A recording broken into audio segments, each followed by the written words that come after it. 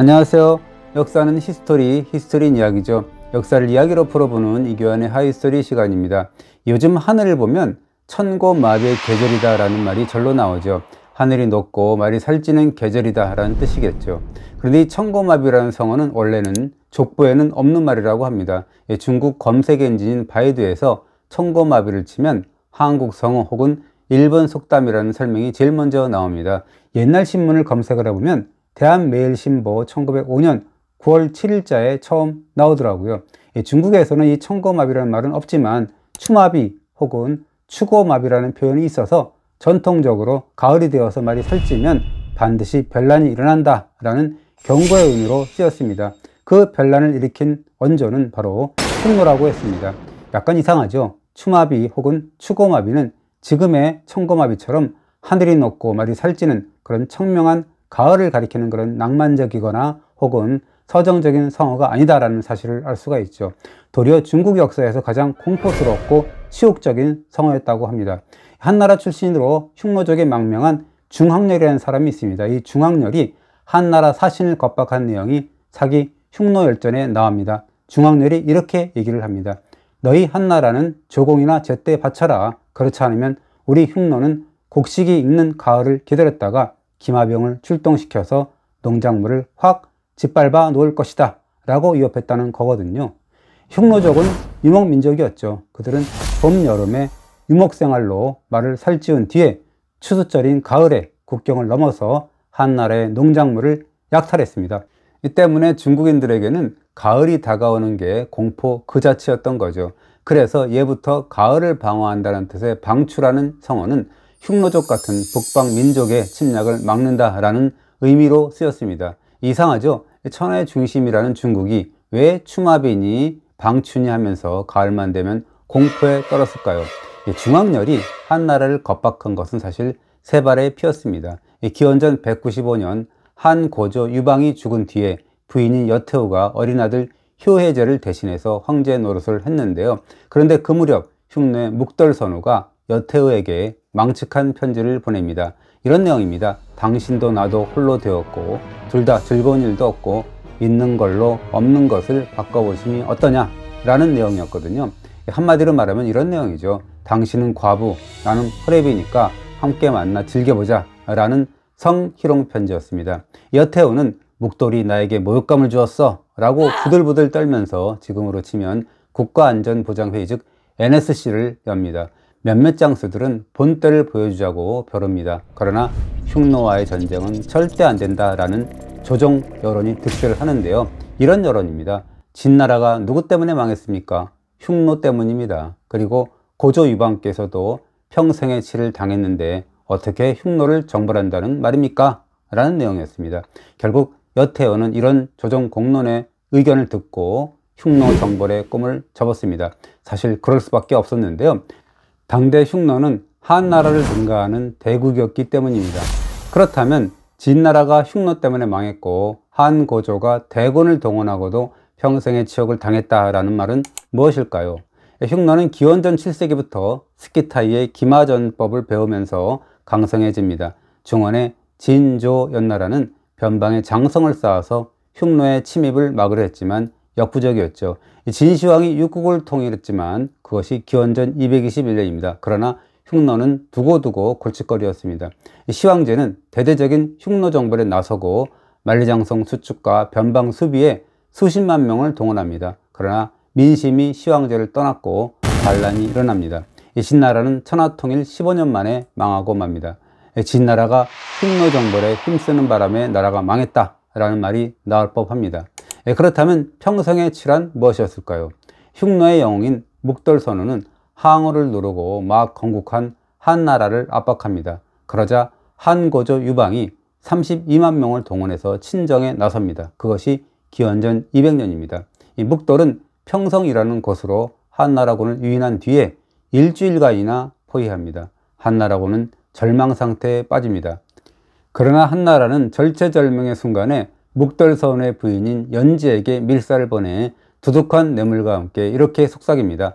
만약 당신 남편 묵돌이 한나라를 정복하면 한나라 미인들한테 흠뻑 빠져서 당신을 무시할 겁니다 라고 속삭입니다.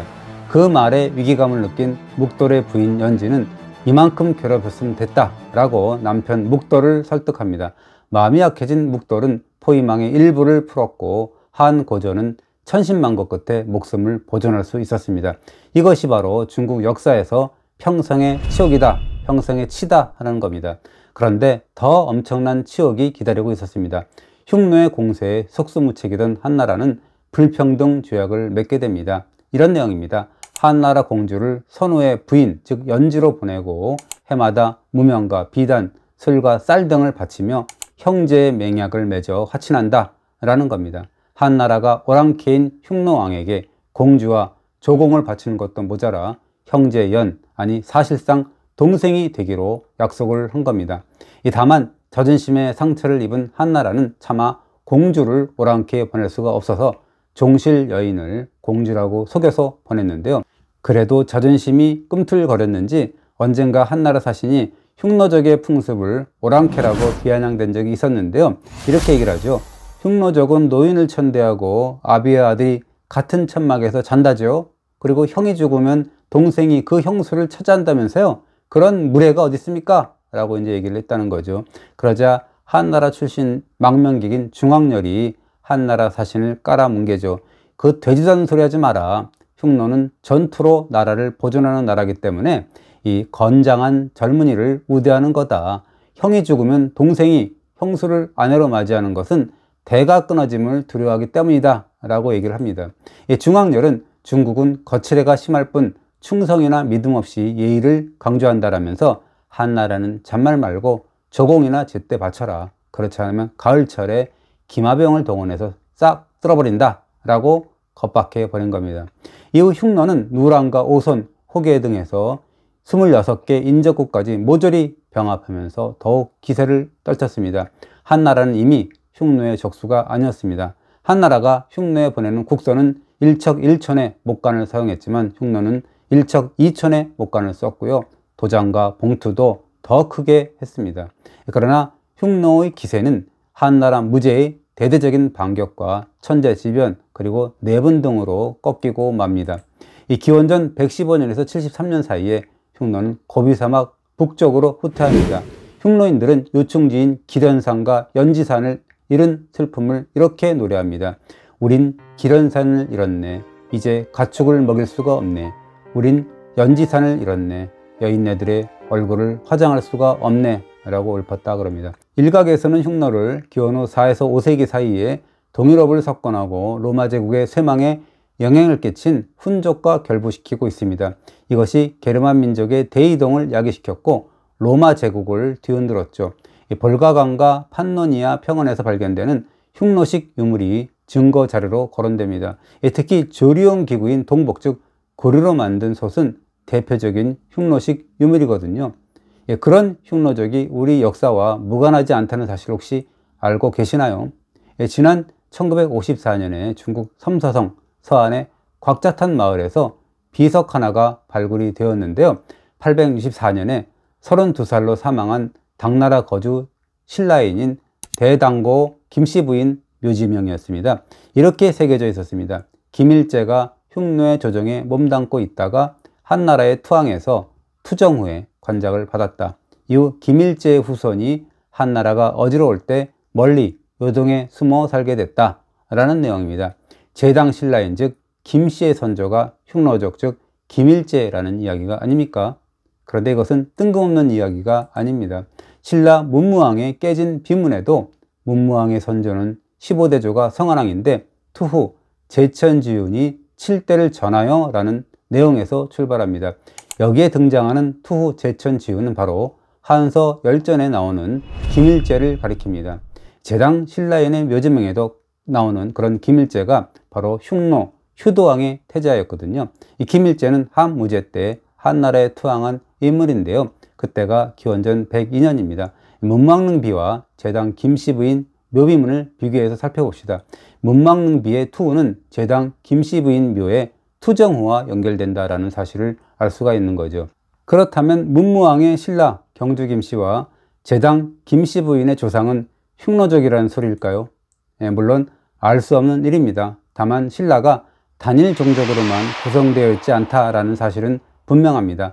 삼국사기를 보더라도요, 예부터 조선의 유민들이나 중국 진나라의 난리를 피한 망명객들이나 고구려의 공세에 밀려 내려온 낭낭인들이 신라 땅에 내려와서 살았다라는 기사가 줄을 잇습니다. 어떻습니까? 2000년 전에 중원의 강대국인 한나라를 동생으로 삼아서 조공까지 받았던 흉노족은 참 매력적인 탐구 대상이죠. 한 시대를 풍미하다가 홀연히 사라진 그 흉노가 뭔가 한국 역사와 인연의 끈을 맺고 있다니까 그것도 참 흥미로운 일입니다. 이번 주도 잘 들으셨다면 구독 눌러주시고요. 좋아요도 부탁드립니다. 감사합니다.